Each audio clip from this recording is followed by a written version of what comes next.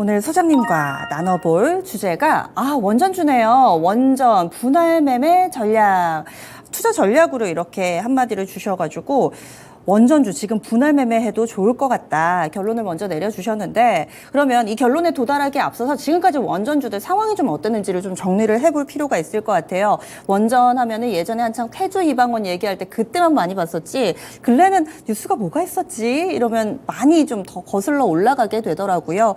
7월 달 여름에 그때 신규 원전 허가 났다 이러면서 한창 떠들썩했던 것 같은데, 그 부분부터 좀 다뤄볼까요?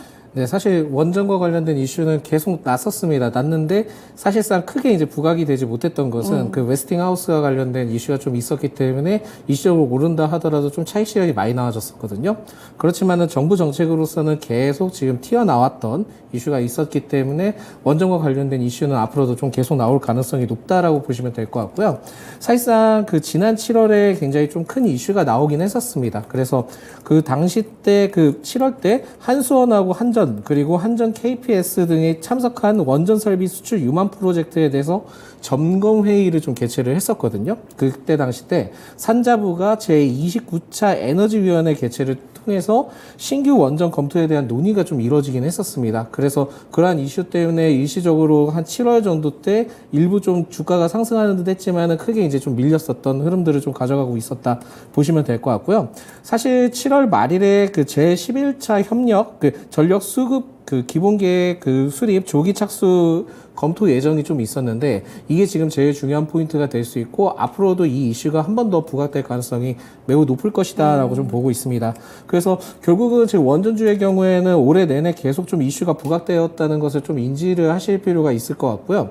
이게 그 단순히 그 당시 때 이슈뿐만이 아니라 앞으로에 대한 10월에도 나올 이슈가 있고, 심지어는 11월, 12월에는 정부에서 결국은 제가 정책 로드맵을 또 발표하는 시기가 되는데, 현재 지금 정부의 경우에는 그 원전 친화 정책을 좀 더 많이 펼치고 있기 때문에 뭐 단기간에 뭐 급상승하기는 좀 어려울 가능성은 높지만은 그래도 계속 좀 주목을 하시면서 분할 매매 전략을 취해서 하면 좋지 않을까라는 말씀드리겠습니다. 네, 7월에 있었던 이 에너지 회의가 중요했다라고 얘기를 해주셨는데, 그럼 여기에서는 또 어떤 점이 이 원전주에 대해서 언급이 좀 됐었는지 영향을 받았던 포인트 있다면 알려주세요. 네, 사실상 그 당시 때 이제 산업부가 보고를 했던 것 중에 최근 그 중장기 전력 수급 여건 변화에 대한 대응 방향이 좀 있었습니다. 네. 그러면서 여기서 이제 반도체와 2차 전지 등의 첨단 산업 투자에 대한 데이터 센터에 대한 확대를 좀 어느 정도 예상을 하고, 그 부분에서 이제 전력이 많이 필요하다 보니까 거기에 이제 전력을 대체할 수 있는 게 무엇이 될까 했을 때는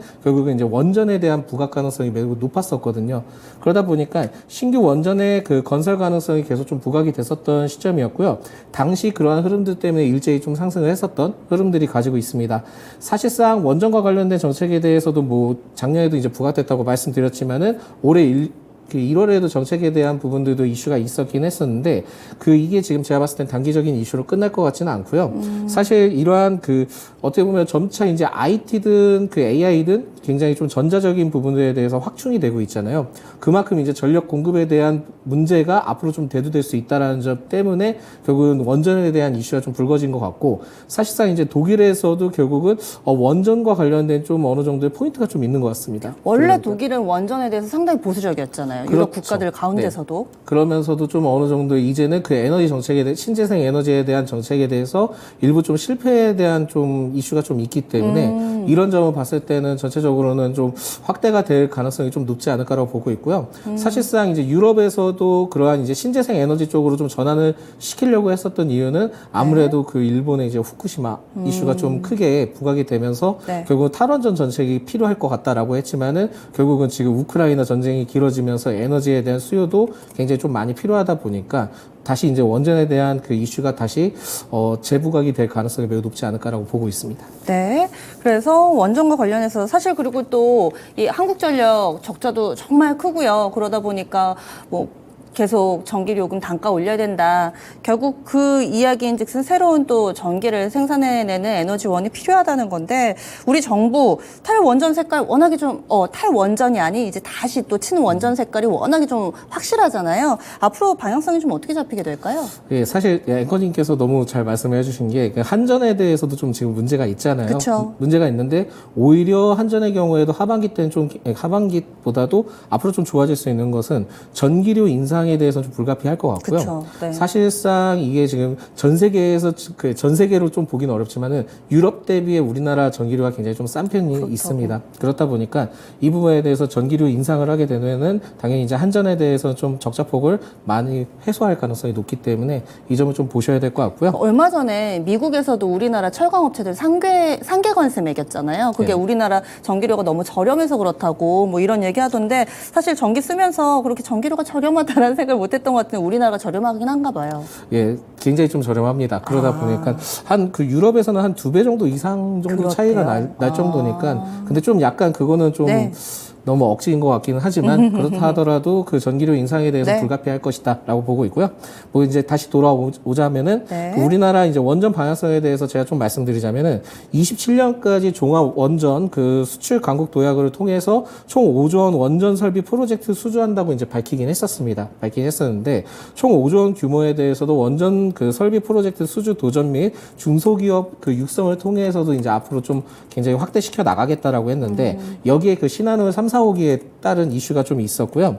그리고 여기에서 제일 중요한 것이 원전 비중이 사실상 이게 현 정권과 전 정권에 대한 차이가 좀 있었거든요. 그렇죠. 그러다 보니까 전 정권에 대해서는 원전 비중이 그 27.4% 정도였는데 지난 1월부터 이러한 비중을 좀 확대했습니다. 확대를 하면서 32.4%로 확대를 하면서 앞으로 좀 비중을 추가 확대할 가능성을 좀 두고 있기 때문에 원전에 대한 그 영향력이 좀 상당할 것 같다라고 말씀드릴 수 있을 것 같은데 사실상 여기서 중요한 포인트가 과거에 지난 그 5년 동안 그 2017년부터 21년간 원전 수출에 대한 계약건은 143건밖에 되지 않았습니다. 그러면서 그 5억 3천만 달러에 이제 그쳤는데 2012년에서 16년 대비의 계약 건수가 43% 그리고 계약액은 12% 정도 각각 감소를 했거든요.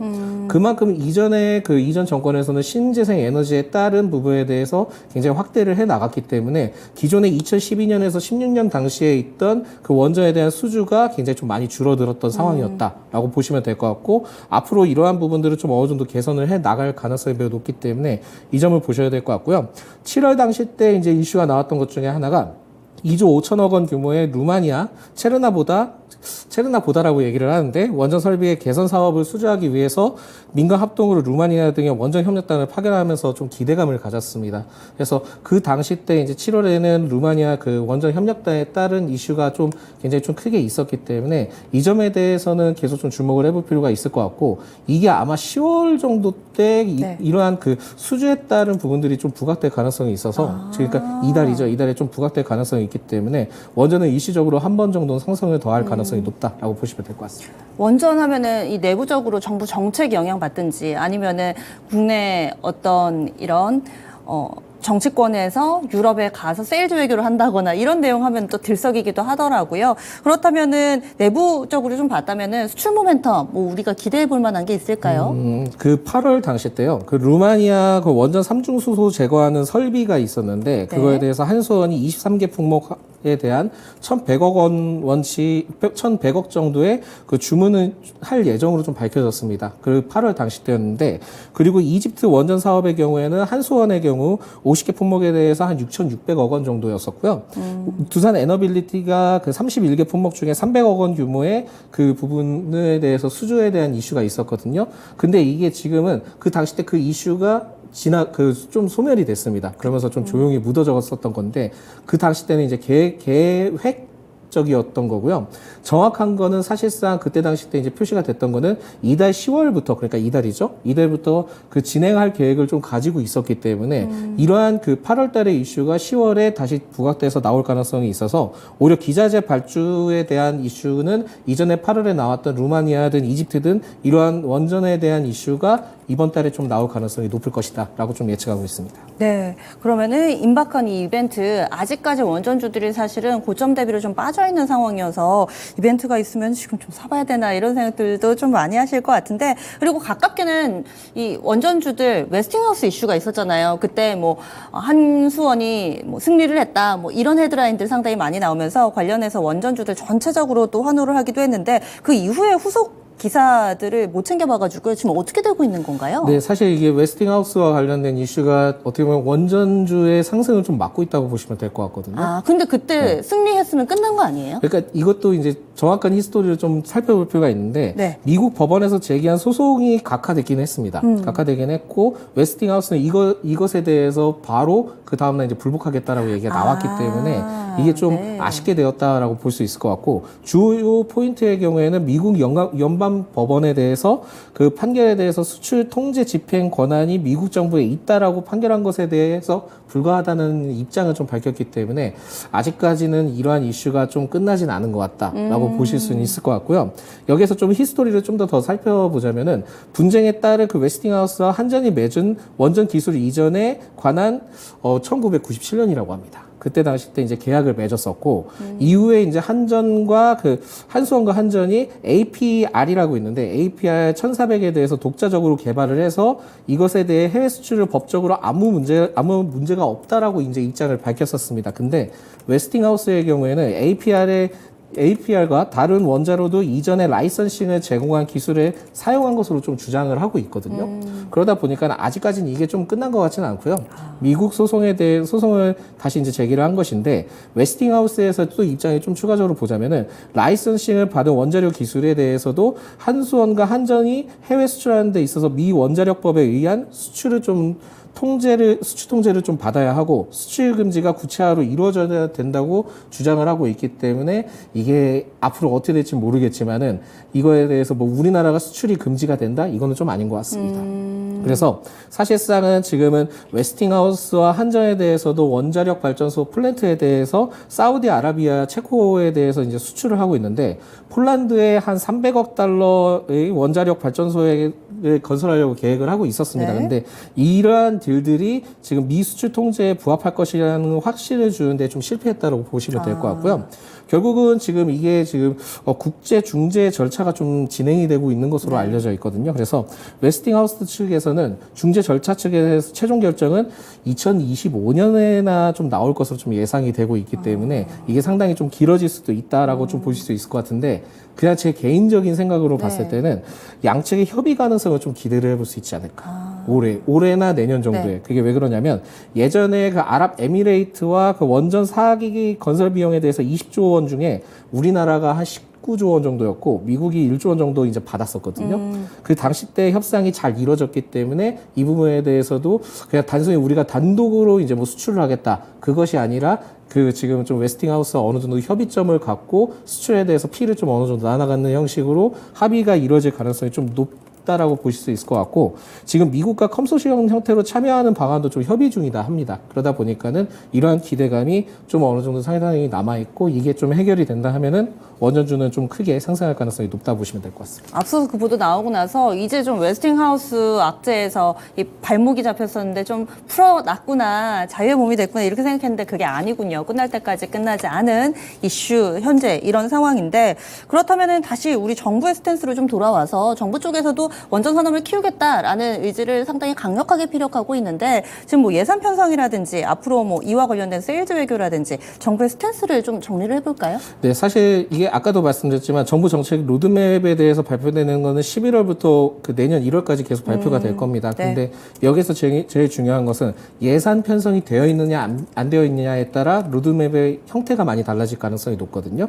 근데 최근에 이제 이슈가 나왔던 게 7월 28일 정도였나? 그때였을 겁니다. 그때 내년 그 산자부에서 내년 예산 편성안을 11조 원 정도 이제 편성을 했는데, 그 당시 때 이제 첨단 산업 육성도 있었고, 뭐 지역 경제 활성화를 통해서 실물 경제 협력 회복을 위한 그러한 예산 편성을 좀 진행을 했던 것으로 알려져 있습니다. 그래서 2023년보다는 1,477억 원 증액을 좀 편성을 했었고, 스케줄에 대해서 좀 살펴보자면 그 당시 때 9월 초에 국회에 제출을 하고 상임위를 통해서 제출하면서 예결위의 심의를 걸쳐서 이제 본회의 의결까지 통과가 되려 하면은 적어도 이제 12월 초나 돼야지 이러한 이슈가 이제 본격적으로 부각이 될 가능성이 높거든요.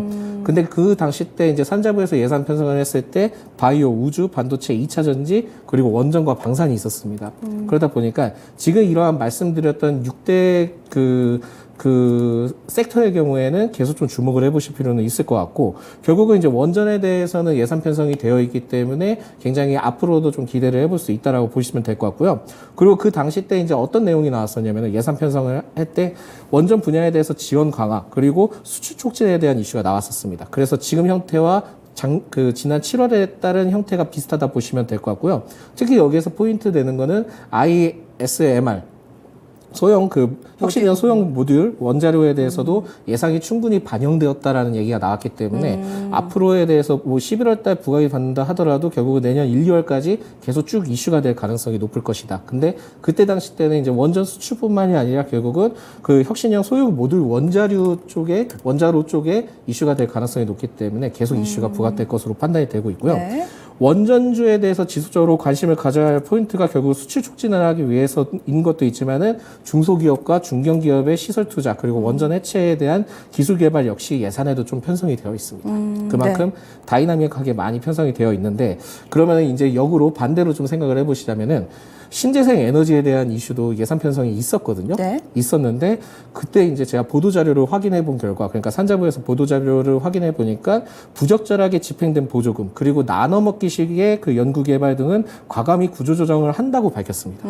그렇다 보니까는 원전주 쪽에 좀 더 긍정적이고 지금은 신재생 에너지 쪽에는 좀 약간 부정적인 스탠스가 좀 어느 정도 취해져 있다 보시면 될 것 같아요. 네. 이 전체적인 게 다 에너지원이라는 큰 파이에서 봐야 되기 때문에 신재생 쪽, 뭐 태양광, 풍력 그리고 또 2차 전지 쪽도 같이 볼 수가 있겠죠. 이와 또 원전주에 대한 정부의 스탠스가 어떻게 다른지까지 알려주셨는데, 그래서 이걸 또 우리가 투자 아이디어로 활용을 해봐야 되니까요. 원전주 가운데 형님인 두산 에너빌리티가 사실 오늘 안 좋은 뉴스가 있습니다. 회계감사 위반 지금 혐의를 받으면서 의혹을 받고 있죠. 의혹을 받으면서 오늘 좀 약한데 다른 원전주들도 좀 보합권 왔다 갔다 아직까지는 좀 시장에서 원전에 대한 큰 관심이 없는 상태입니다. 그런데 오늘의 주제가 분할 매수 접근해보자라는 말씀이시잖아요. 종목 좀 봐주세요. 네, 사실 그 두산 에너빌리티의 경우에 지금 오늘 이제 내용이 나오긴 했지만은 일단 좀 시간이 지난 다음에 살펴볼 필요는 있지만 그렇게 큰 이슈가 되지는 않을 거라고 보고 있고요. 네. 최근에 이제 뭐 원전주에 대해서는 큰 흐름을 그렇게 크게 보이진 못하고 있습니다. 그러다 보니까 기존에 가지고 계셨던 분들이나 신규 진입하시려는 분들은 굉장히 좀 재미가 없죠. 재미가 없는데, 그렇다 하더라도 오히려 모멘텀이 장기적으로 남아있고 오히려 안 좋을 때마다 계속 좀 접근을 해보시는 것도 괜찮을 것 같다. 다만 신재생 에너지와는 좀 다른 얘기입니다. 그래서 두산 에너빌리티의 경우에는 지금 SMR 관련된 사업적인 부분들도 있기는 하지만 올해 1분기 그 기준 수주 잔액이 17조 정도 됩니다. 그러면서 지난해 말 그 3조 원 대비 늘어났던 부분들이 있다 보니까 앞으로에 대한 수주가 좀 상당하다 보시면 될 것 같고, 내년에는 창원 공장에 대해서도 SMR에 대한 기지 생산을 좀 예정이 되어 있기 때문에 결국은 이러한 점이 계속 좀 주목을 해볼 필요가 있을 것 같은데, 가스터빈 국산화 최근에도 좀 성공을 했고 북미 사우디아라비아 시장에 좀 진출할 가능성이 높습니다만 결국은 지금 또 사우디에 대해서도 지금 입장이 좀 불투명한 상황이 그쵸. 됐죠. 네. 그러다 보니까 오히려 좀 더 떨어졌을 때 지지 구간을 좀 형성을 해주고 그 다음에 좀 일부 횡보 구간을 좀 거치고 어느 정도의 지금 오늘 나왔던 좀 안 좋은 이슈가 소멸이 된다 하면은 그때 좀 접근을 해보셔도 되는데, 만약에 이제 접근을 하신다 하더라도 크게 접근하시는 게 아니라 매수 포인트를 하면은 위에 아래 10% 밴드 구간을 설정을 하시면서 분할 매매로 접근을 하시게 되면은 장기적인 관점으로 좀 괜찮을 수 있다라고 좀 보시면 될 것 같고요. BHI 경우에는 최근에 이제 두산 에너빌리티와 그 보령 신복합 화력 1호기에 대해서 공급 계약을 좀 체결을 했던 이력이 있습니다. 그리고 현재 그 기술적 분석으로 봤을 때도 그렇게 뭐 나쁜 형태는 아니고, 오히려 지금 9월 달부터 수급 자체가 좀 들어와주는 상황들을 봤을 때는 8,200원에서 8,700원만 좀 물량만 잘 소화를 해준다 하면은 추가 상승할 수 있는 가능성이 매우 크다. 그렇지만은 지금 만약에 매수로 접근을 했을 때는 10,000원이 일단 1차 고비 구간이 될 수 있다. 아니면은 지금 한 8,000원대니까 10% 위만 상단을 잡고 접근을 하시는 것도 괜찮을 것 같다는 말씀 드리겠습니다. 다만 여기서 좀 특이점이 있다면은 시가총액이 그렇게 높은 편이 아니고 유통 주식수가 그렇게 많은 편이 아니기 때문에 비중을 좀 크게 접근하기가 어렵다라고 보실 수 있기 때문에 결국은 분할 매매 관점으로 접근할 수밖에 없는 상황이다라는 말씀 드릴 수 있을 것 같고요. 그리고 우리 기술의 경우에는 솔직히 좀 모멘텀이 많습니다. 그래서 우리 기술의 경우에 지금 좀 매수 포인트로 가능하다라는 말씀 드리겠고, 원자력에 대해서도 이 기업이 계측 제어 설비가 있거든요. 그거에 대해서 이제 국산화에 성공을 하면서 사실상은 세계 네 번째로 원전 핵심 기술을 좀 보유하게 됐습니다. 그만큼 기술력에 대해서 좀 상당한데, 사실상 지난 4월에 신한올 3, 4호기에 대한 신규 원전 건설에 대해서도 그 원전 제어 계측 시스템에 대한 공급 계약을 좀 체결을 했었던 이력이 있고요.